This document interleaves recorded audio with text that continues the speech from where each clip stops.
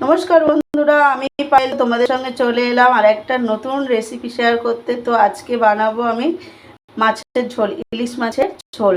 তো আজকে ইলিশ মাছ ঝোল বানানোর জন্য এখানে নিয়ে নিয়েছি দুটো ইলিশ মাছ, আমি কেটে নিয়েছি। তো ইলিশ মাছের ঝোল বানানোর যেসব উপকরণগুলো লাগবে, তো সেসব উপকরণগুলো আমি এখানে নিয়ে নিয়েছি। তো আজকে একটু বড় বড় গাঁটি দিয়ে, আর এখানে আছে একটা কাঁচকলা নিয়ে, এটা দিয়ে আজকে মাছের ঝোলটা বানাবো। একদম হালকা পাতলা ভাবে এই রান্নাটা করব। তো আজকে এখানে নিয়ে নিয়েছি লবণ, হলুদ, আর এখানে নিয়ে নিয়েছি আদা, এখানে নিয়ে নিয়েছি কাঁচা লঙ্কা, মানে এটা পেকে গেছে লঙ্কাগুলো, তো এটা আমি আদার সঙ্গে বেটে দেব। আর এখানে নিয়ে নিয়েছি কিছুটা পরিমাণ জিরে। তো আজকে কম মশলা দিয়ে এই ইলিশ মাছের রান্নাটা তোমাদের সঙ্গে আমি শেয়ার করব। প্রথমেই আমি হলুদ দিয়ে দিচ্ছি, একটু মাছগুলো মেখে নেব। তো হালকা করে আমি মাছগুলো একটু ভেজে নেব। তো খুব বেশি ভাজবো না, কারণ ইলিশ মাছ বেশি ভাজার প্রয়োজন হয় না। তো তার জন্য এখানে দিয়ে দিলাম একটু পরিমাণ লবণ। একটু ভালোভাবে এগুলো মেখে নেব। তো এইভাবে একটু একটু করে মেখে নেব। যেহেতু ডিম রয়েছে, বেশি জোরে জোরে মাখলে ডিমগুলো বেরিয়ে যাবে। তো আমি আস্তে আস্তে এইভাবে উল্টিয়ে পাল্টিয়ে এগুলো মেখে নেব। দেখুন এইভাবে পুরো মাছটাকে আমি মেখে নিচ্ছি। তো আমার রেগুলার দিনে রান্নাগুলো আমি তোমাদের সঙ্গে শেয়ার করি। তো কেমন লাগে তো আমাকে কমেন্টে জানিও বন্ধুরা। সব মাছগুলো এইভাবে আমি মেখে নেব। ইলিশ মাছ অনেক রকমভাবে রান্না করা যায়। তো আমার অনেক রকম রেসিপি, ইলিশ মাছের রেসিপি দেওয়া রয়েছে আমার চ্যানেলে। তো তোমরা চাইলে দেখে নিতে পারো। তো এখন আমি মাছগুলোকে একটুক্ষণ রেখে দেবো। এখানে আমি একটা ফ্রাই প্যান বসিয়ে নিয়েছি। তো এর মধ্যে দিয়ে দেবো কিছুটা পরিমাণ সর্ষের তেল। তো এখন কিছুটা পরিমাণ আমি সর্ষের তেল এর মধ্যে দিয়ে দিই। এখানে আমার তেলটা গরম হয়ে গেছে। তো এখন আমি একে একে সব মাছগুলো তেলের মধ্যে দিয়ে দেবো। তো একটু এইভাবে আমি সব মাছগুলো আস্তে আস্তে করে দিয়ে দিচ্ছি। তো আমি খুব বেশি ভাজবো না।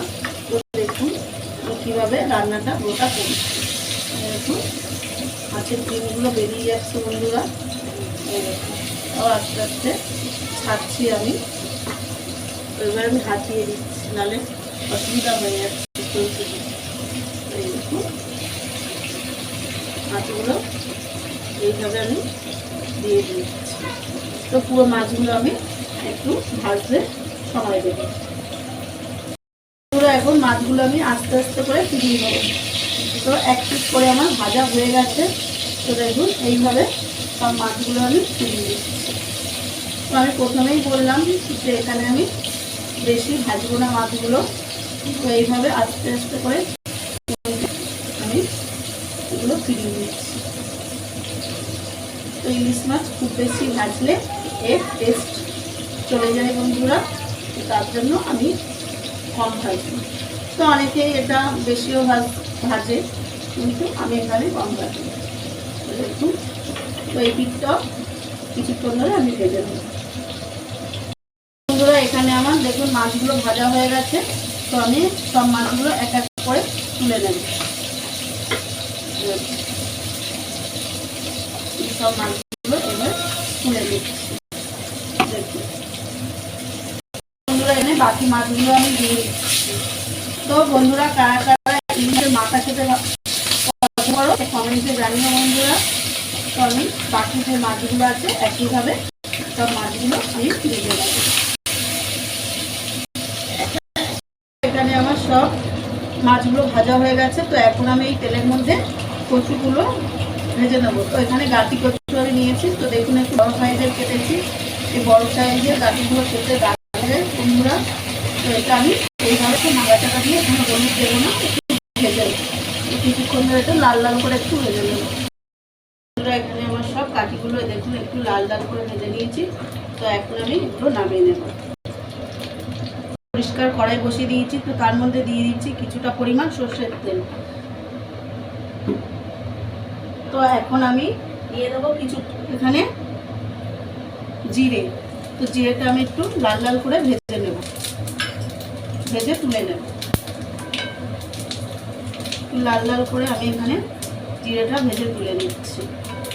দেখুন জিরেটা আমার প্রায় একটু লাল লাল হয়ে এসছে। এখানে জিরেটা আমার ভাজা হয়ে গেছে। তো এখন আমি এই ভাজা জিরেগুলো তুলে নেব, একটু সাইড করে করে এইভাবে পুরো জিরেটা আমি তুলে নেব। তো এটা আমি তুলে নিচ্ছি কারণ পরে আমি এটা শিলে বেটে দিয়ে দেবো। তো এইভাবে জিরে দিলে সুন্দর টেস্ট আসে বন্ধুরা। তো এর জন্য আমি এইভাবেই জিরেটা ভেজে তুলে নিই প্রথমে গরম তেল থেকে। কড়াইয়ের মধ্যে অল্প একটু জিরে আছে, তো এর মধ্যে দিয়ে দিচ্ছি কালো জিরে একটু ফোড়ন। তো এর মধ্যে দিয়ে দেবো আমি একটা তেজপাতা।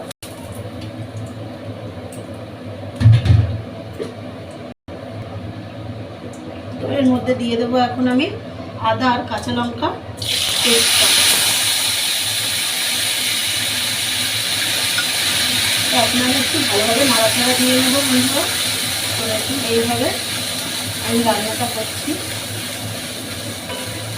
তো এর মধ্যে দিয়ে দেবো এখন হলুদের গুঁড়ো। তো অল্প পরিমাণ হলুদের গুঁড়ো দিয়ে দিলাম। তো এর মধ্যে দিয়ে দেবো একটু লবণ। তো দিয়ে আমি এটা খুব ভালোভাবে ভেজে নেব।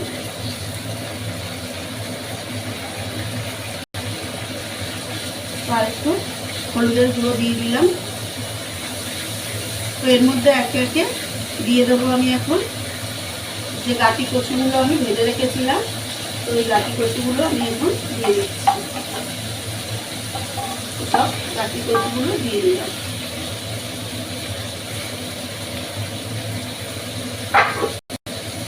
তো এখন আমি একটু নাড়াচাড়া দিয়ে ভালোভাবে কষিয়ে দেবো। এইভাবে একটু নাড়াচাড়া দিয়ে কষিয়ে দেবো।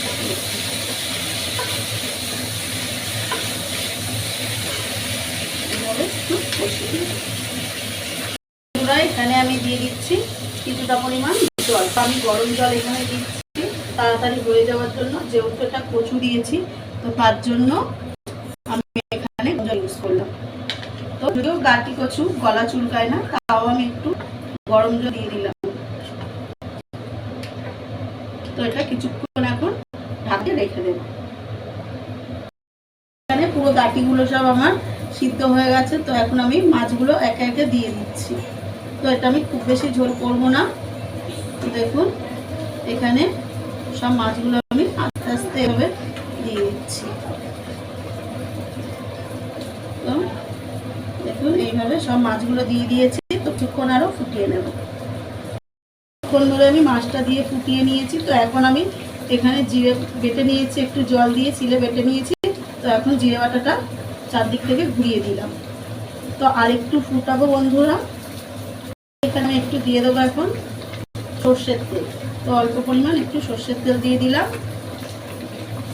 এটা আমি নামিয়ে নেব। পুরো এটা কমপ্লিট হয়ে আছে। তো এখন এটা আমি নামিয়ে নেব। তো বন্ধুরা মাছের ঝোলটা আমি নামিয়ে নিয়েছি। তো দেখুন কতটা সুন্দর কালার এসছে আর দেখতেও কতটা সুন্দর হয়েছে। তো আমার রেসিপিটি আজকে তোমাদের কাছে কেমন লাগলো তো কমেন্টে আমাকে জানিও বন্ধুরা। আর আমার ভিডিওগুলো ভালো লাগলে চ্যানেলটিকে সাবস্ক্রাইব করে দিও, যাতে নতুন নতুন ভিডিও ছাড়া মাত্রই তোমাদের কাছে পৌঁছে যায়। ধন্যবাদ বন্ধুরা।